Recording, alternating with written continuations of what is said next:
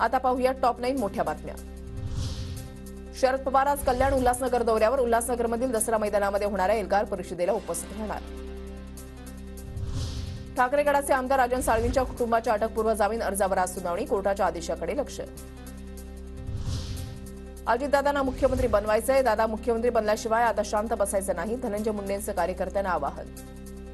20च्या विधानसभेमध्ये तुम्ही आम्ही जे स्वप्न पाहिलंय या दादांना राज्याचं मुख्यमंत्री म्हणून पाहायचं, ते स्वप्न पूर्ण झाल्याशिवाय आपण स्वस्थ बसायचं नाही हे युवकांच्या अध्यक्षांनी सांगितलं।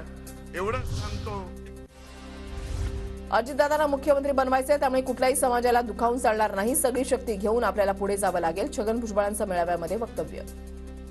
आपलं जे स्वप्न आहे अजितदादांना मुख्यमंत्री बनवायचं, पाय घसरला पडला तर उभं राहता येईल, पण आपली जीभ घसरली तर उभं राहणं कठीण होतं।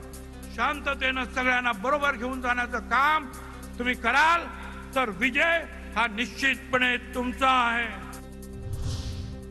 जरा कळसोसा सारखं मुख्यमंत्री मुख्यमंत्री करू नका। अधिपक्ष संघटना मजबूत करा। अजित पवारांचा नेत्यांना सल्ला। ताई बघितलं बाबांनो, जरा दमाने घ्या ना, जरा कळसोसा। इतकं लगेच सारखं मुख्यमंत्री मुख्यमंत्री मुख्यमंत्री असं करू नका। ज्यांनी पक्ष स्थापन केला, उभारणी केली, त्यांच्या हातातून पक्ष काढून दुसऱ्यांना दिला।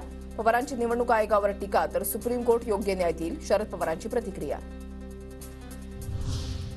केंद्रीय गृहमंत्री अमित शहा 15 फेब्रुवारीला अकोल्यामध्ये अकोला, वाशिम, यवतमाळ, अमरावती, वर्धा, बुलढाणा मतदारसंघाचा आढावा घेणार।